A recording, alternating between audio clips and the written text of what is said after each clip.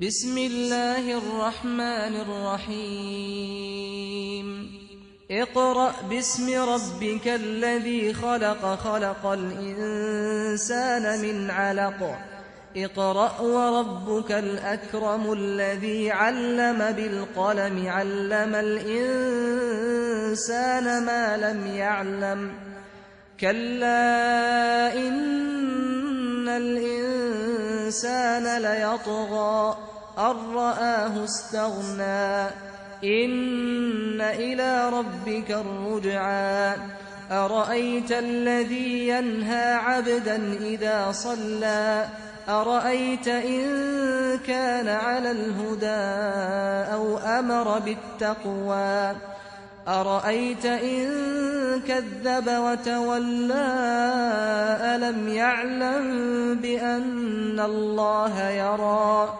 كلا لئن لم ينته لنسفعا بالناصية ناصية كاذبة خاطئة فليدع ناديه سندع الزبانية كلا لا تطعه واسجد واقترب. بسم الله الرحمن الرحيم الحمد لله رب العالمين والصلاة والسلام على أشرف المرسلين سيد الأولين والآخرين سيدنا وحبيبنا وشفيعنا ونبينا ومولانا محمد وعلى آله وصحبه أجمعين رضي الله تبارك وتعالى عن قطب العارفين وإمام الصديقين مولانا أبي العباس أحمد بن محمد التجاني وخلفائه المهتدين وأهل طريقته الفائزين الرابحين وجميع المسلمين آمين يا رب العالمين أما بعد. Donc après avoir formulé les louanges à Allah subhanahu wa ta'ala, adressé les prières et salutations sur notre noble prophète sallallahu alayhi wa sallam, Inch'Allah ta'ala, aujourd'hui, Inch'Allah, on va donc faire notre deuxième séance concernant l'exégèse de la sourate Al-Alaq. Donc, al-alaq qui signifie l'adhérence, comme on l'avait vu lors de la séance précédente, on en avait parlé et donc on a vu donc globalement les contours de cette sourate et on en avait donné quelques corail et trésors donc qui englobés par cette voilà par cette sourate. Et donc, on avait vu que les 19 ayats, donc c'est le symbole même de la révélation en soi. D'ailleurs, la formule clé de la révélation, c'est la basmala, Bismillahir Rahmanir Rahim, qui est la contenance de de toutes les lumières et secrets. Et donc, se trouve dans cette formule magique, entre guillemets, et, et donc qui est très facile à prononcer, à répéter, mais que beaucoup ignorent la portée. Euh, et donc, on va commencer, Inch'Allah. Donc, Bismillah au nom d'Allah.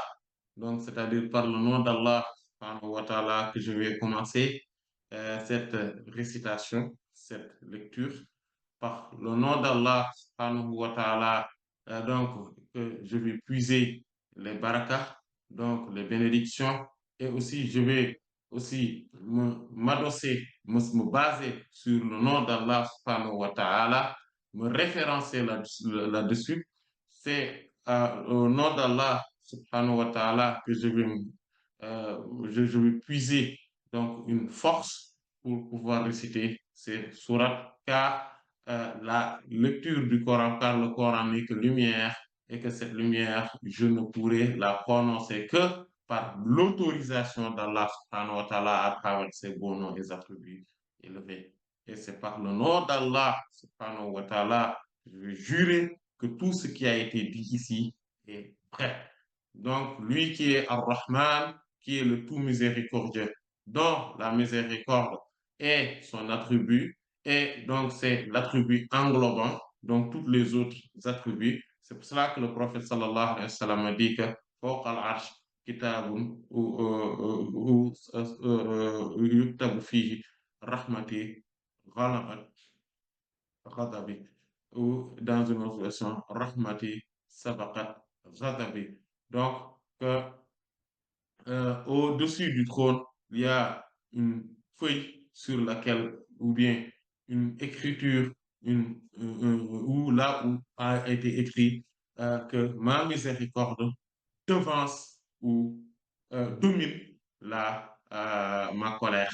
Donc, ce qui fait que à chaque fois qu'il y a une colère d'Allah, subhanahu wa ta'ala, il y a d'abord sa miséricorde qui la prédomine.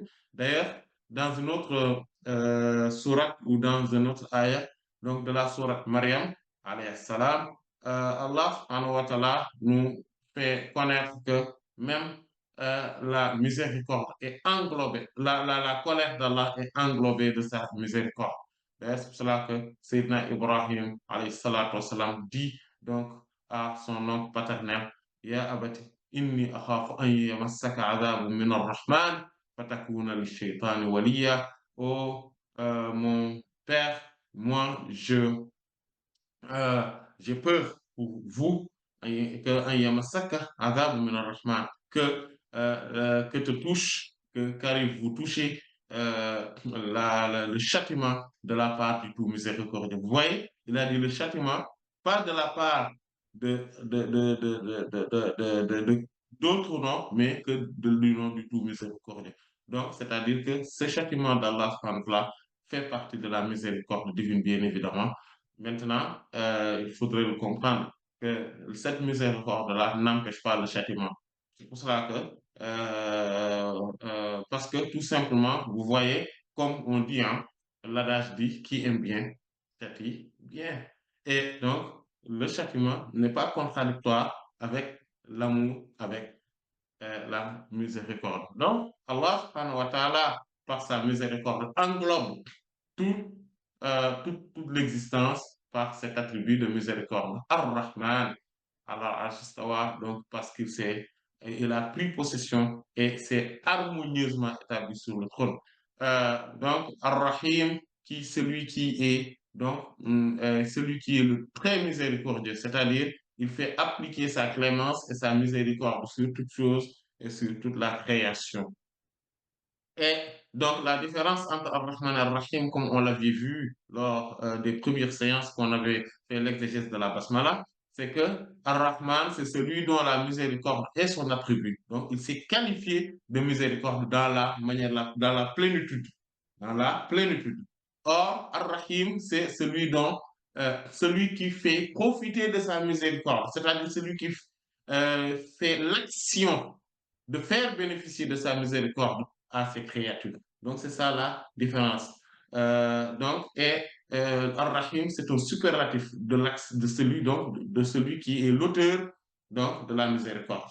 Voilà. Donc, ça, c'est le superlatif de cet auteur de la miséricorde. Parce que c'est le superlatif de Ar-Rahim. Rahim, c'est celui qui est miséricordieux. Voilà. Et Ar-Rahim, c'est le très miséricordieux. Et Allah subhanahu wa ta'ala dit Iqra. Iqra, ça veut dire lis. Littéralement, ça veut dire lire. Mais comme on l'avait vu dans les sciences coraniques, Iqra, parce que le mot qara'a signifie le fait donc de regrouper, d'englober, d'unir, mais aussi de faire manifester donc la science. Donc, c'est comme si quand Allah subhanahu wa ta'ala dit au prophète sallallahu alayhi wa sallam, Iqra, il lui dit, réunis en toi toutes les formes de science et de connaissance et fais-les manifester à travers toi-même. Donc, fais-les manifester. Et donc, c'est ça, c'est ce qui est Iqra, Bismi Rabbika. Donc, ça provient donc de Qara'a. Donc, Bismi Rabbika, Bismi, c'est au nom, ou par le nom. Donc, Rabbika, de ton Seigneur qui est le responsable de ton évolution. Vous savez, le mot ism, comme on l'avait vu aussi, c'est un nom, le nom d'essence. C'est-à-dire, c'est un nom pour dire pour signifier que c'est de lui dont on parle. Donc, quand on parle de quelqu'un, on cite son nom. Donc, donc c'est l'entité même de l'essence, même si ce n'est pas l'essence en soi. C'est-à-dire que le nom, c'est ce qui indique l'essence de quelque chose. Voilà. Comme par exemple, il y a en fait trois phases d'existence. Il y a al-wujudu fil ayan, il y a al-wujudu fil adhan, il y a al-wujudu fil lisan. En fait, al-wujudu fil ayan, c'est l'existence de l'entité en soi. C'est comme par exemple quand je dis euh, le chat, le chat. Le chat, quand je le vois là, il est là devant moi, le chat, il est là devant moi. Ça, c'est son existence réelle dans l'extérieur, dans le monde apparent. Donc, il y a cette existence-là, réelle, dans la réalité.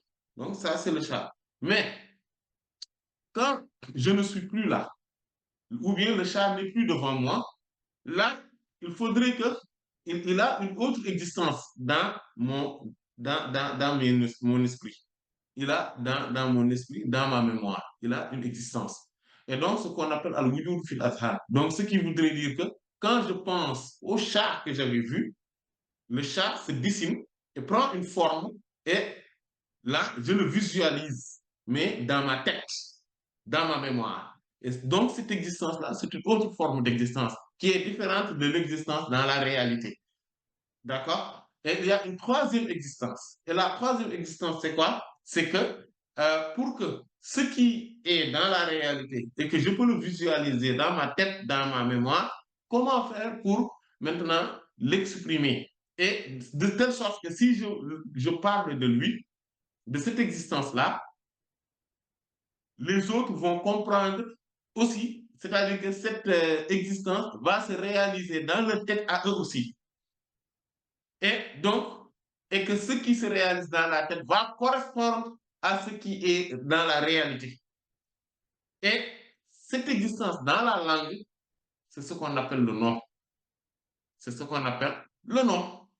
Donc, quand je cite une personne, par exemple, voilà, quand je dis Abdullah, voilà, c'est quelqu'un que je connais, qui existe dans la réalité et que je visualise dans ma tête, mais il faudrait que je trouve des mots pour le dire et pour l'exprimer. Et c'est ce qu'on appelle le nom. Maintenant, le fait de lui donner le nom, c'est ce qu'on appelle un tasmiya. C'est le nommer, la nomination.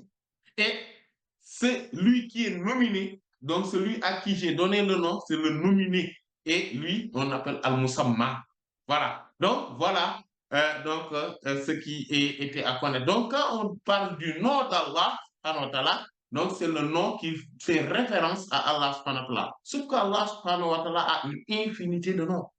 Une infinité de noms. Et cette infinité de noms-là est regroupée tous dans le nom Allah. Allah subhanahu wa ta'ala. Et que quand on dit donc Allah, cela fait référence à l'essence, d'une part. Ça fait référence d'autre part à au statut de la divinité. Donc, ce qui fait que lui seul est le divin, à qui on doit vouer culte et dévotion. Et la troisième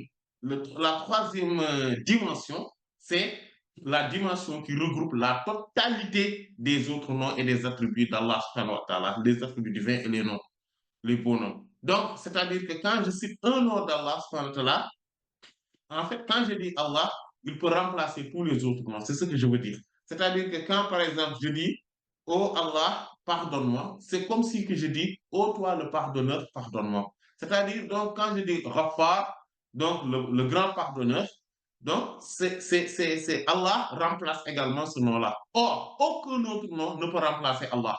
Quand je dis, par exemple, Ya Karim Akrimni, oh toi le généreux, sois généreux envers moi, ou honore-moi, l'honorable honore-moi.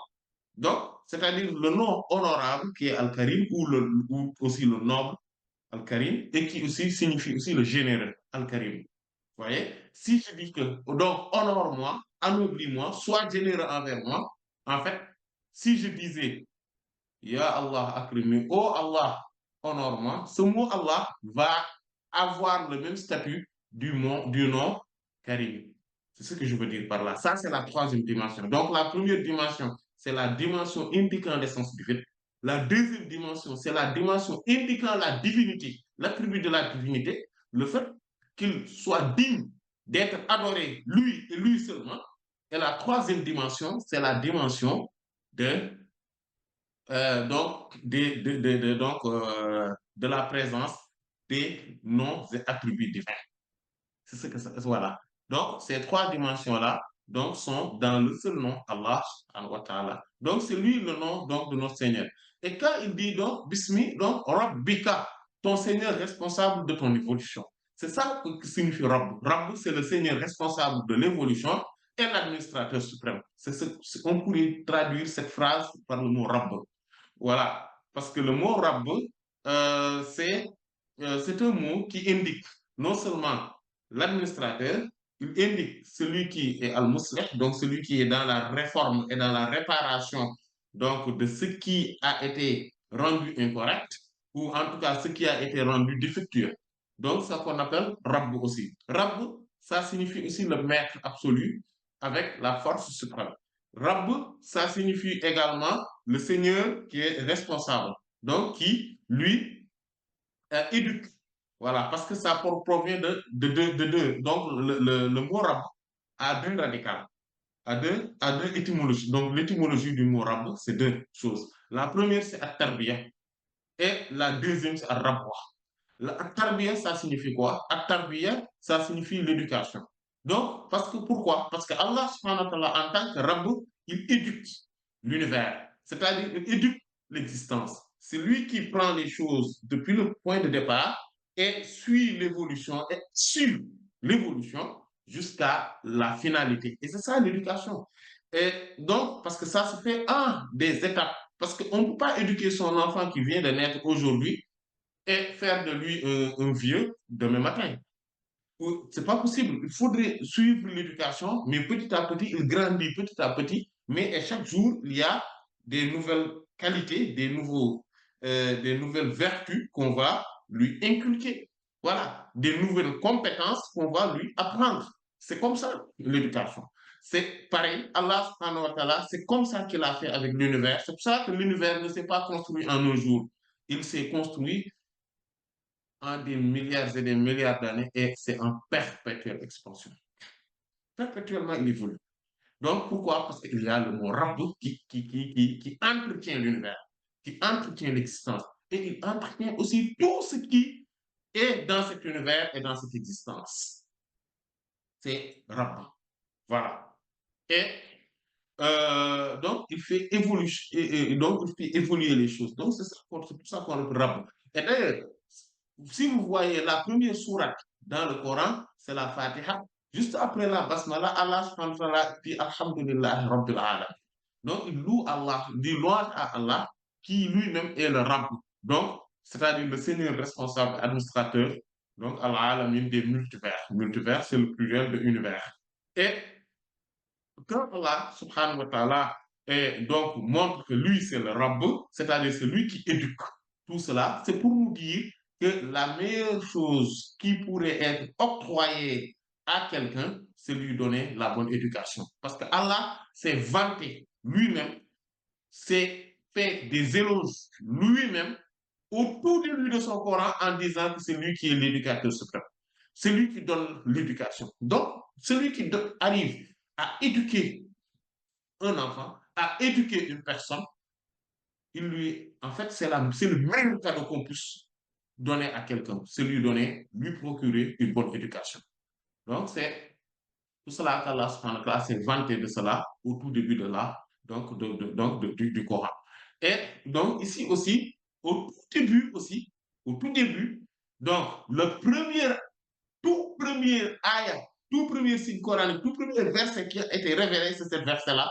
Et Allah subhanahu wa ta'ala parle de cet attribut, donc de grand éducateur, de l'éducateur suprême, de l'administrateur suprême de l'évolution, donc de tout l'univers, de toute l'existence, à travers le Ka, Bismi Rabbi Ka. Le Ka, la Ka, c'est l'essence du prophète sallallahu alayhi wa sallam, toi, c'est-à-dire donc son essence, parce que c'est un pronom personnel. Bon, Seigneur. Voilà. Donc, qui indique l'essence même de l'envoyé d'Allah, du prophète Mohammed sallallahu alayhi wa sallam, qui lui est l'esprit de l'univers. Parce que le prophète Mohammed, sallallahu alayhi wa sallam, est le code universel. Qu'est-ce que cela voudrait dire? Parce qu'il englobe en soi le code universel euh, ésotérique, qui est la réalité, qui est la réalité profonde et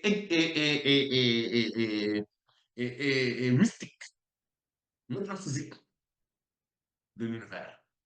C'est-à-dire que c'est à travers lui qu'Allah a codé tout l'univers, toute l'existence. Tout l'univers, toute l'existence.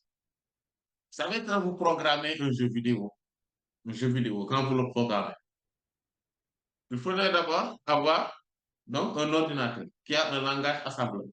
Donc, et après ce langage-là, il y a aussi derrière un.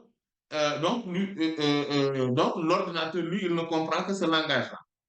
Et après, il faudrait un système d'exploitation, comme Windows, comme Linux, etc. Oui, etc. D'accord? Comme par rapport à Android, par exemple, à Google, etc. Par rapport pour les Apple aussi, ils ont un langage, donc comment dire, un système d'exploitation. Et après, il faudrait maintenant utiliser un langage de programmation. Donc, on peut utiliser comme Java, Python, C, C++, etc. Voilà, Visual Basic, etc. Et à travers cela, donc, il y a maintenant la programmation qu'on doit faire avec les codes. Il faudrait maintenant les coder.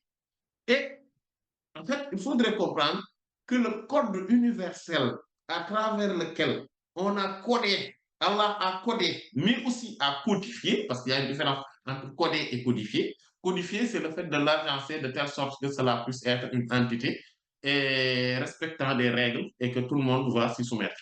Maintenant, il a codé aussi, donc, à travers cela, tout ce qui est dans l'existence.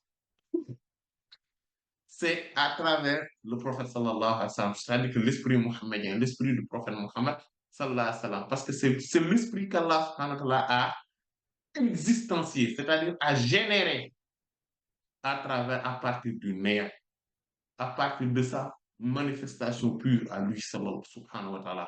C'est-à-dire quand il s'est manifesté, il a généré l'existence de l'esprit mohammedien. Et c'est dans cet esprit-là qu'Allah a tout codé, mais aussi a tout codifié.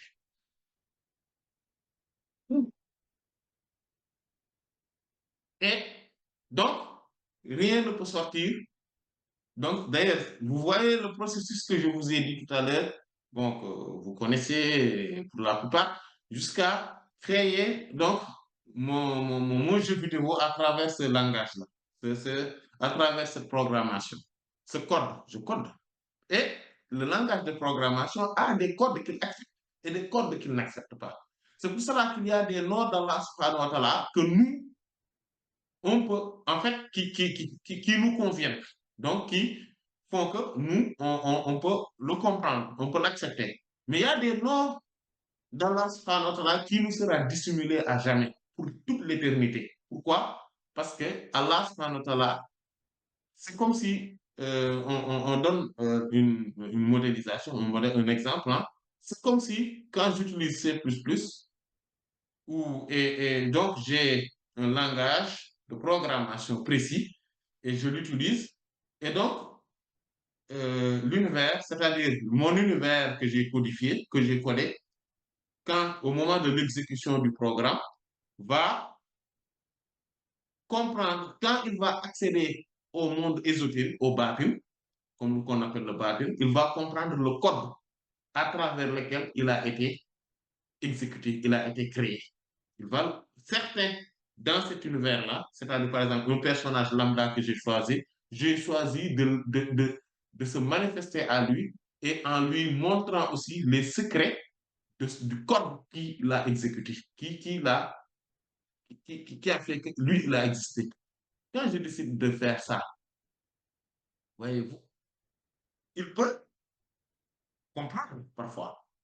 Il comprend, mais il ne peut pas comprendre, par exemple, quand j'utilise le C++, par exemple, il ne peut pas comprendre le langage de Java. C'est impossible parce que je ne l'ai pas utilisé pour créer son univers. Il ne peut pas comprendre ça. Donc, il n'est pas apte, cela ne lui convient pas.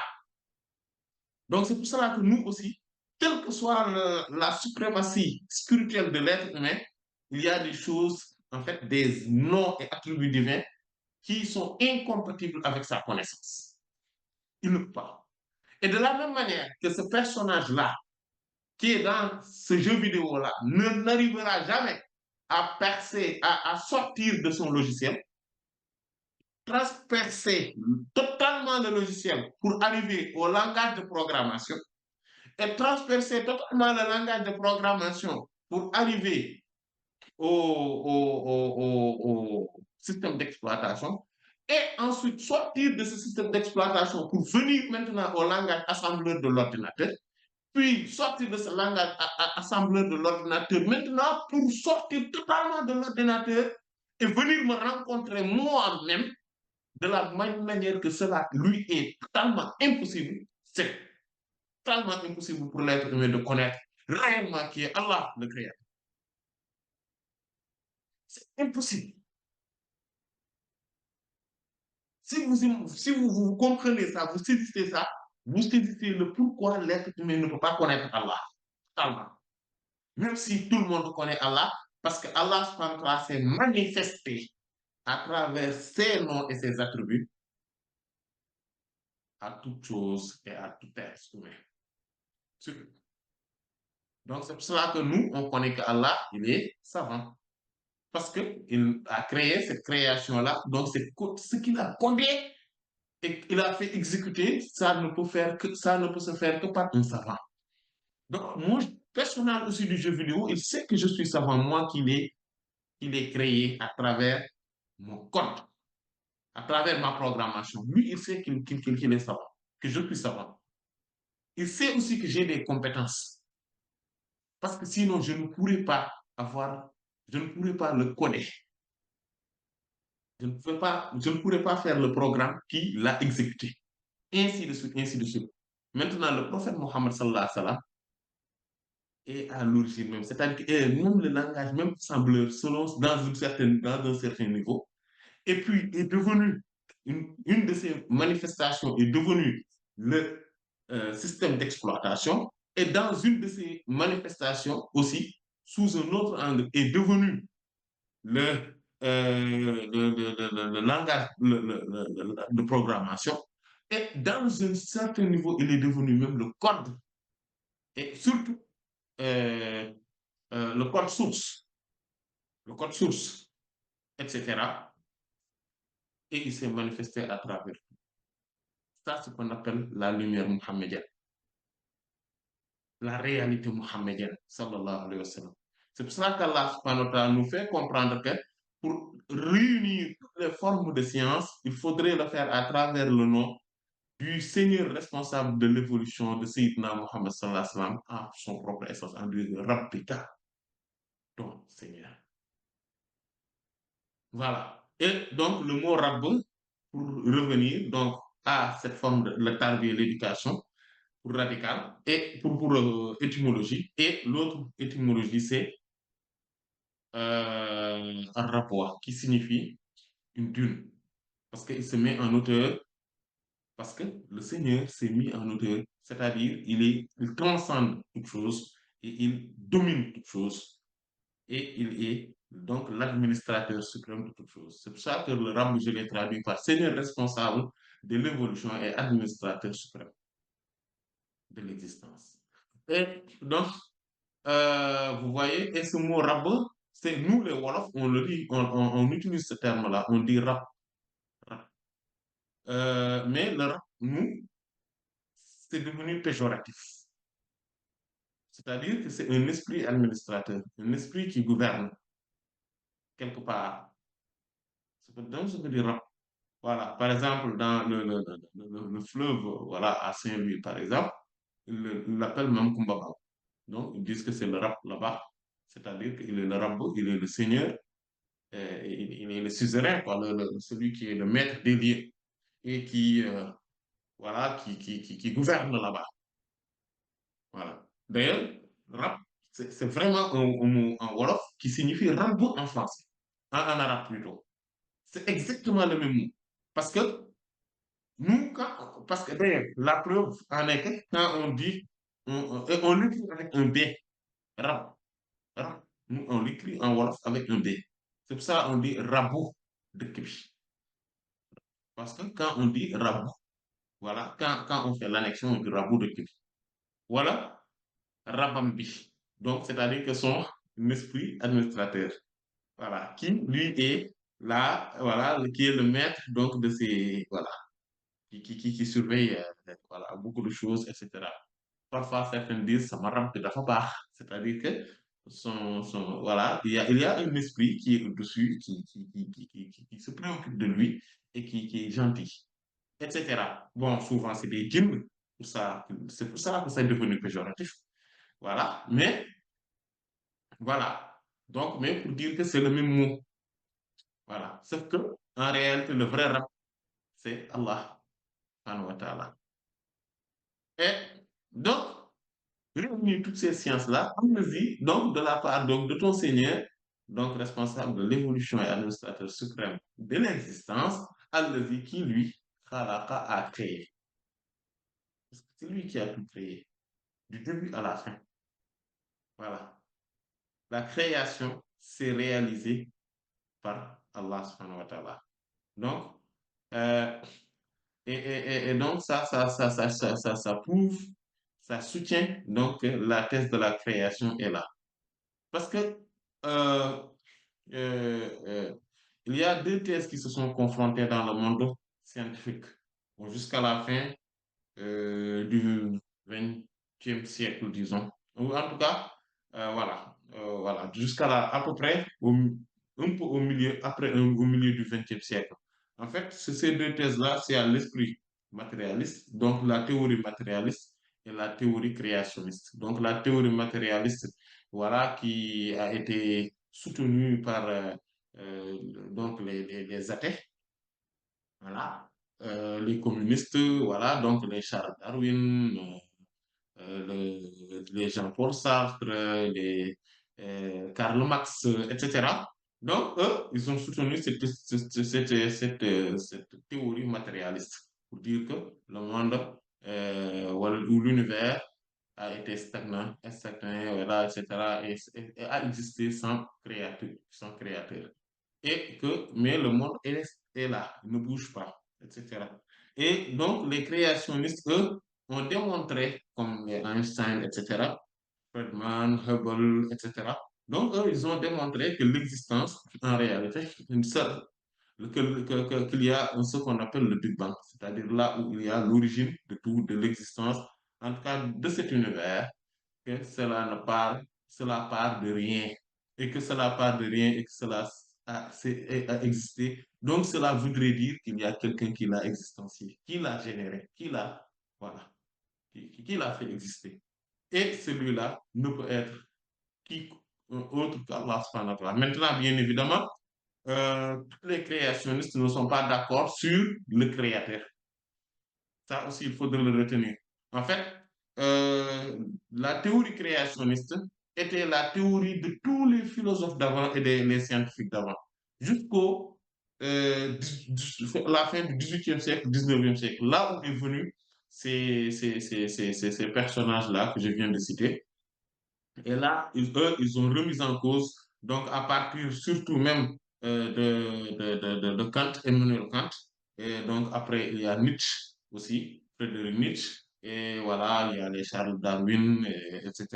Donc Jean-Paul Sartre, voilà. Donc, et d'autres, bien évidemment, comme on vient de le dire, et Karl Marx, tout ça, voilà. Et eux, pour eux, il faudrait remettre en cause tout cela. D'ailleurs, c'est la philosophie kantienne. Donc, pour eux, il faudrait remettre en cause toute cette réalité-là. Bon, voilà. Non, non, non, le monde n'a pas été créé. Pour eux, on n'a pas besoin de créateur. D'ailleurs, c'est ça que Frédéric Nietzsche disait que Dieu est mort. Parce que c'est-à-dire qu'il ne faudrait pas aussi penser obligatoirement il devrait y avoir un Dieu, contrairement à ce que Hegel disait. Parce que Hegel, lui, il dit qu'en tant que chrétien, au moment où Dieu s'est manifesté en Jésus, donc il pourrait se manifester en tout être humain. Donc, ce qui voudrait dire que l'être humain pourrait être là, que, et donc, c'est-à-dire que chez tout être humain, il y a Dieu, donc, etc. Contrairement à Kant qui s'est posé que la question de l'existence même de ce Dieu-là et qui s'est dit que, mais voilà, que lui, il pense plus sur la non-existence, même s'il n'a pas été très ferme.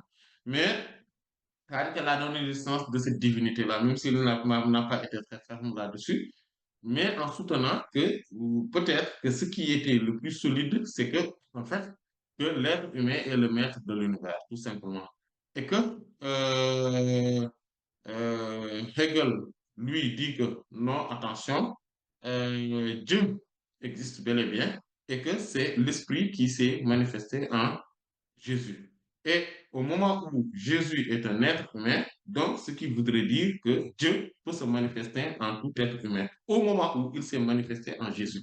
Et à partir de ce moment-là, Frédéric Nietzsche dit, moi je vais rejoindre plutôt Emmanuel Kant, mais je vais dire, mais pourquoi dire que parmi les dieux, est-ce qu'on ne peut pas dire tout simplement que l'être humain est le maître de son propre destin, maître des lieux, maître de l'univers, tout simplement, et qu'il n'y a pas Dieu, donc il faudrait éradiquer l'esprit de Dieu. Mais tout être humain pourrait se dire que tout simplement, au lieu de dire que c'est Dieu qui se manifeste en lui, mais non, on prend Dieu, on le laisse et que tout simplement, nous, on se dit que nous sommes les maîtres de nos propres destins, nous sommes les maîtres de l'univers, tout simplement. Et que voilà, on ne parle plus de Dieu. Et c'est ce qu'il a voulu dire par dire que Dieu est mort.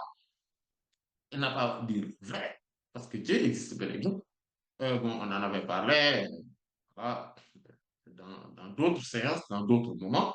Et voilà, mais ce qui montre qu'il y a donc la création, donc c'est cet esprit créationniste cette théorie créationniste qui est vraie. D'ailleurs, ils ont prouvé, le monde scientifique depuis lors n'a cessé de prouver que, que l'existence de cet univers, mais aussi de ce qu'il contient, ne peut être que à travers l'existence d'un être primordial qui l'a fait existentiel, qui l'a généré.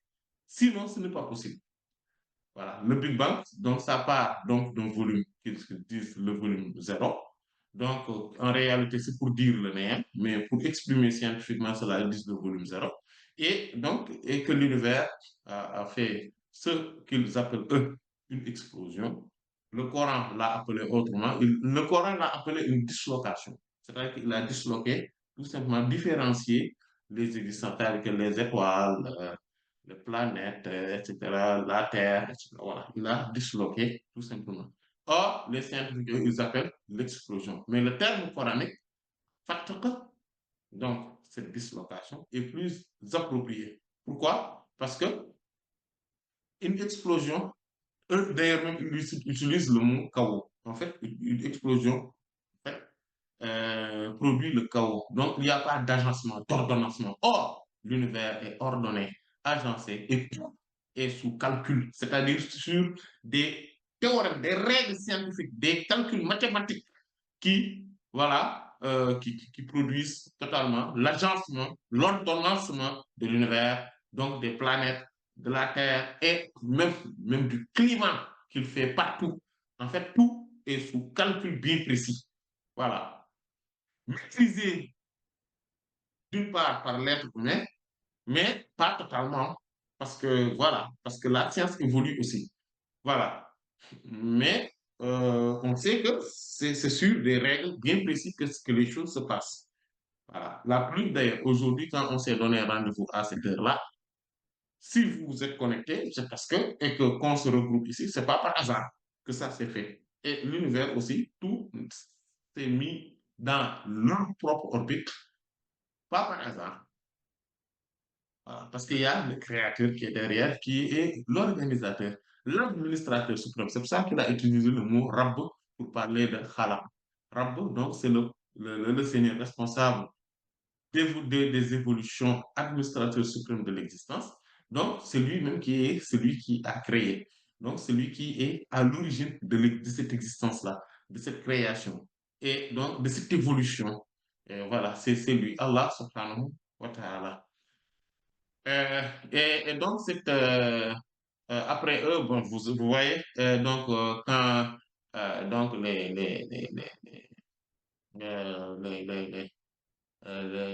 Einstein, etc., avec Nisba, donc qui est la théorie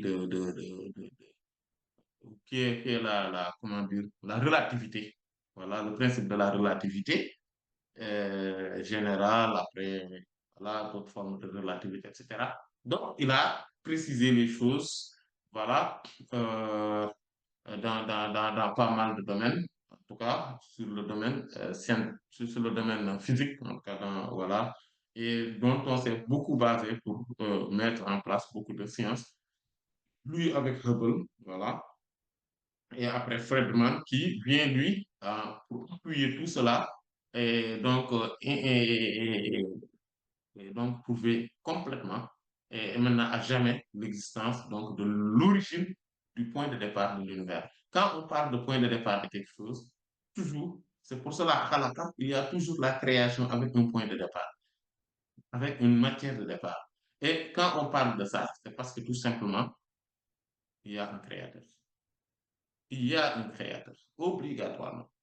Maintenant, Einstein, par exemple, lui, il ne croit pas à ce qu'on appelle ilahun khariji.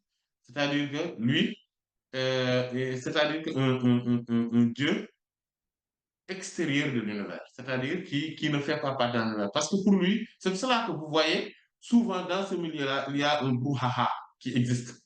Parce que certains parlent de divinité, mais d'autres parlent de, de la nature. D'autre part, la nature, oui, la nature a bien fait les choses. La nature, en fait, pour éviter de parler de Dieu. Parce que pour certains de ces scientifiques qui pensent que ces choses-là, il y a quand même une création, donc, un créateur. Quand on parle de création, obligatoirement, on parle de créateur, c'est-à-dire de l'auteur de cette création. Et que eux, dans leur conception des choses, ce créateur-là, lui, eux, ils l'appellent la nature. On l'appelle la nature. Donc, c'est-à-dire que c'est un Dieu, mais en fait, qui n'est pas un Dieu esprit extérieur de l'univers, mais c'est la nature en soi-même. Voilà. Mais ça aussi, c'est faux. C'est impossible tout simplement que qu'on se crée soi-même. C'est impossible. Qu'on n'a pas existé et qu'on se fait exister soi-même. C'est pour cela que l'existence d'Allah n'a pas de préalable. Allah, son existence n'a pas de préalable. Il a existé et il a été toujours il a toujours existé. Voilà. Donc, c'est pour cela que donc Allah, subhanahu wa ta'ala, au départ, il a été toujours là.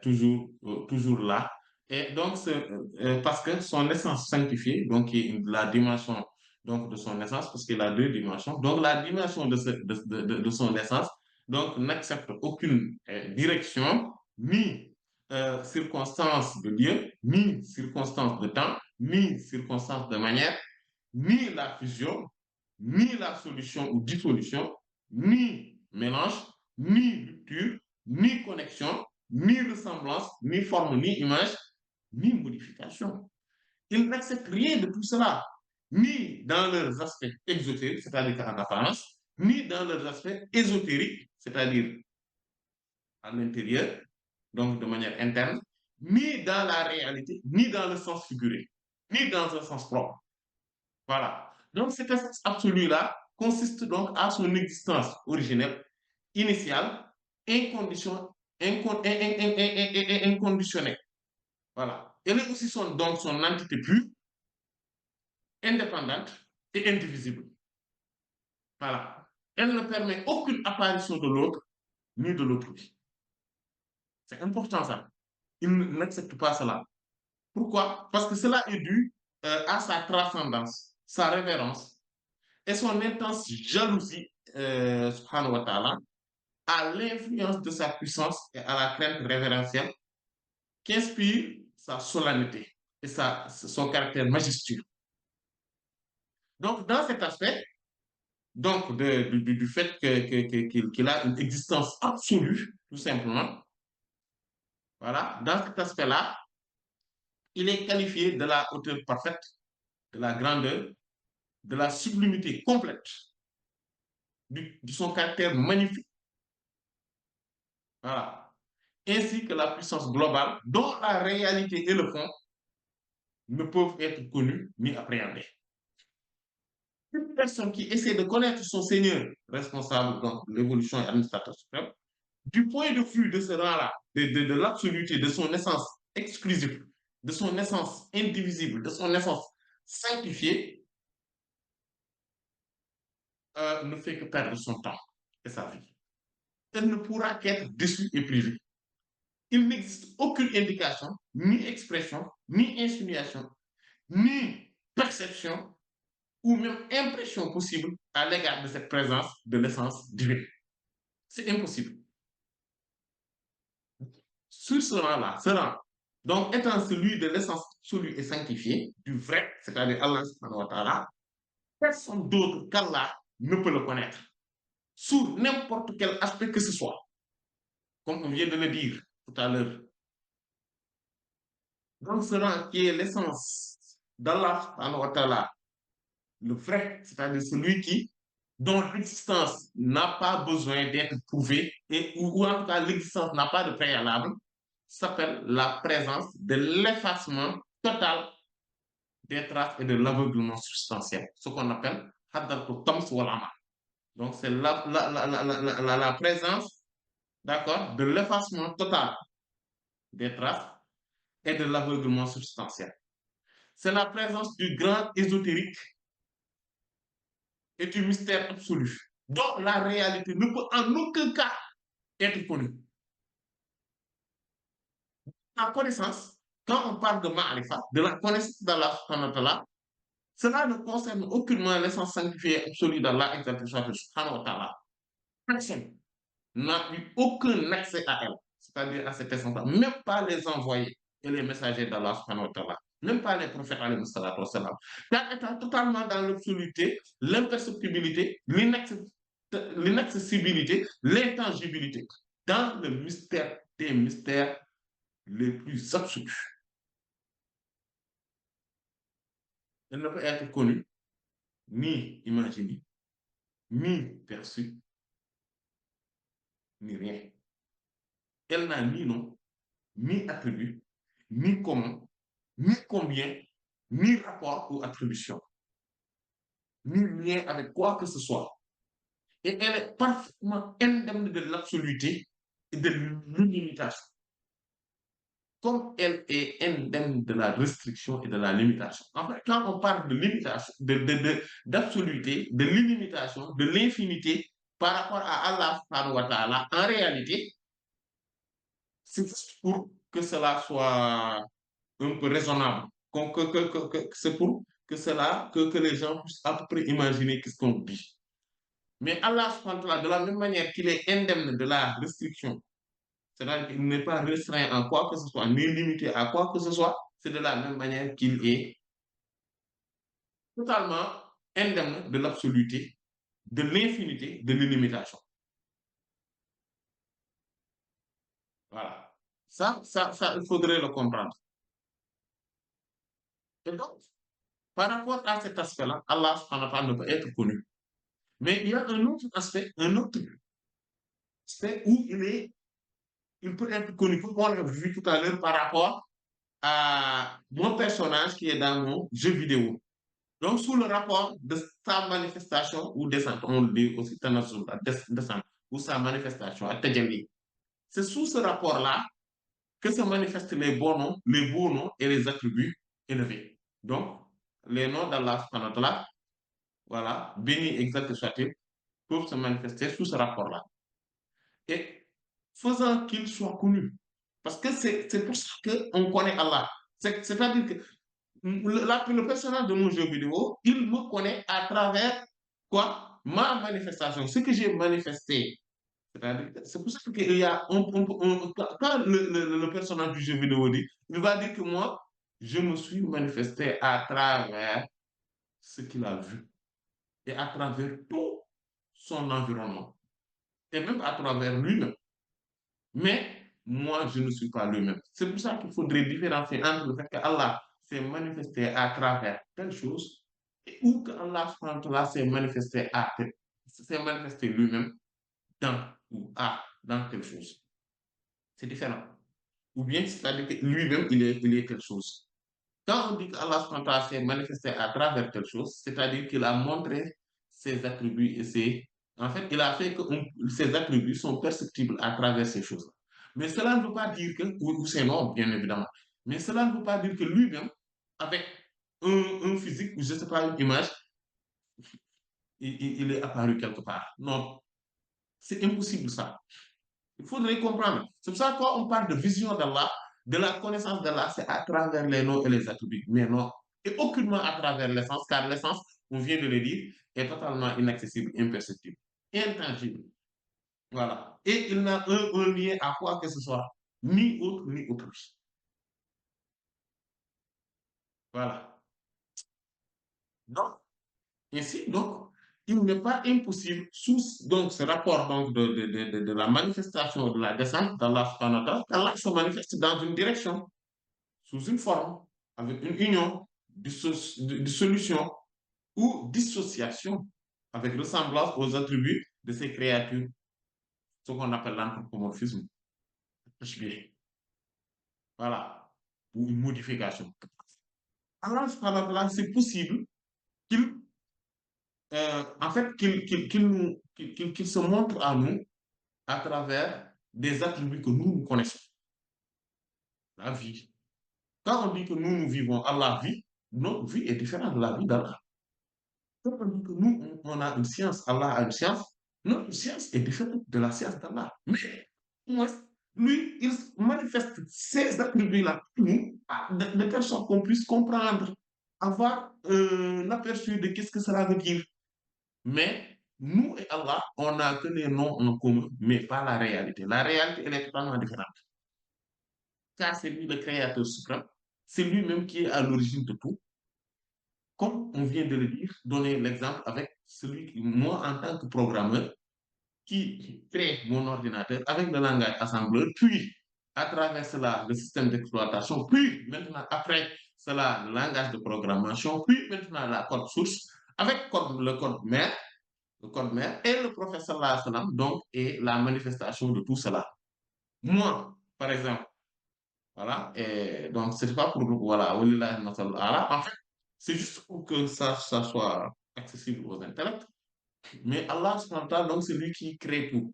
Donc maintenant, et l'ordinateur, avec tout ce que cela englobe, c'est le prophète Muhammad sallallahu alayhi wa sallam, c'est l'esprit du prophète Muhammad sallallahu alayhi wa sallam qui, en cascade, se manifeste à travers, bon, donc, se manifeste sous des, des aperçus différents, des perceptions différentes, et sous des formes différentes, selon le niveau, tout simplement, dans la création et dans l'existence plutôt. Pour que au bout du fil, il y a l'univers qui pourrait être assimilé à mon corps, plutôt à mon jeu vidéo plutôt, qui maintenant existe dans la réalité. Mais derrière tout cela, tout ce qui a existé avant, c'est un mystère absolu pour nous. En tout cas pour le commun. Après, selon son niveau de connaissance, Allah subhanahu wa ta'ala fait connaître la personne, donc euh, certains secrets de ces créations-là à travers son imprégnation ou bien son submersion plutôt, dans la réalité mohammedienne. Plus on est éteint, on est annihilé, d'accord? L'existence du prophète sallallahu alayhi wa sallam, plus on a eu des connaissances insoupçonnées et inaccessibles au commun dans cela. C'est pour ça que les bismillah, donc il l'apostrophe en disant ton Seigneur. Et même quand il lui dit Iqra, c'est Anta qui est devant. C'est-à-dire que à toi, Anta, Iqra, apprends. Et Anta, c'est ce qui est donc éclipsé, vous voyez, c'est éclipsé Quand il lui dit apprends, c'est quand je dis apprends, c'est-à-dire toi apprends. C'est ce que ça signifie. Et donc le toi là, il l'a éclipsé. Pour dire également qu'il a éclipsé, en fait, il a mis sous silence, ou en tout cas, il a totalement dissimulé, occulté la réalité du prophète Mohammed sallallahu alayhi wa sallam. Et que l'être humain ne peut pas accéder à sa vraie réalité, mais il peut accéder à cette réalité, mais pas totalement dans tous ses coins et recoins, dans tous ses détails. C'est impossible. Mais quand on baigne dans l'océan de cet esprit du prophète Mohammed sallallahu alayhi wa sallam, on est toujours dans des découvertes ou dans l'exploration des corails, des trésors de cette existence mohammedienne sallallahu alayhi wa sallam. Oui, sallallahu alayhi wa sallam. Ah oui, sallallahu alayhi wa sallam. Oui, oui. Et, euh, donc, toute la création a eu, donc, à travers lui. Et Allah subhanahu wa ta'ala s'est toujours manifesté, donc, à travers cet être-là. Sallallahu alayhi wa sallam. Donc, euh, on va s'en tenir là. Inch'Allah, la prochaine fois, on va parler de, quand il parle de Khalaq al-Insana min alaq, etc., on va essayer aussi d'en tirer le correct.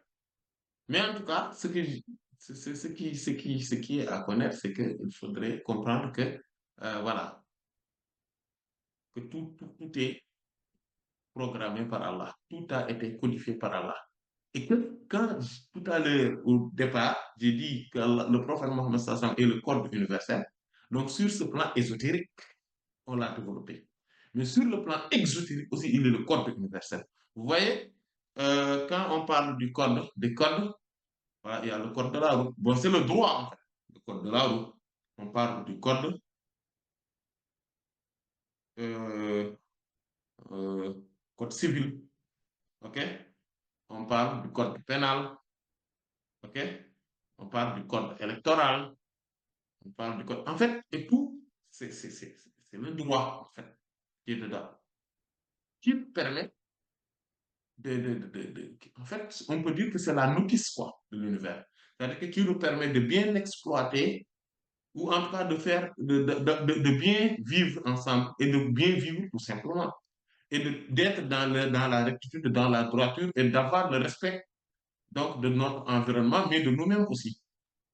Donc c'est pour ça que tous ces, dans le droit, il y a tous ces codes, code électoral, code civil, code de la famille, code, euh, code euh, pénal. Voilà. Il y a tellement de codes, mais tout se regroupe dans un grand ensemble qui est le droit, qui la totalité de ces codes-là, constitue un code. Maintenant, quand on parle, donc constitue le droit, constitue la loi, la législation, ce qu'on appelle la loi purifiée, la législation, c'est-à-dire la charia. C'est ce qu'on appelle la charia. Et donc, tout à l'heure, ce que j'ai dit, que le code universel ésotérique, c'est la réalité ésotérique. Donc là, c'est ce qu'on appelle la haqiqa, ok? La réalité interne, pure, la haqiqa. Mais le code universel exotérique, c'est donc le droit.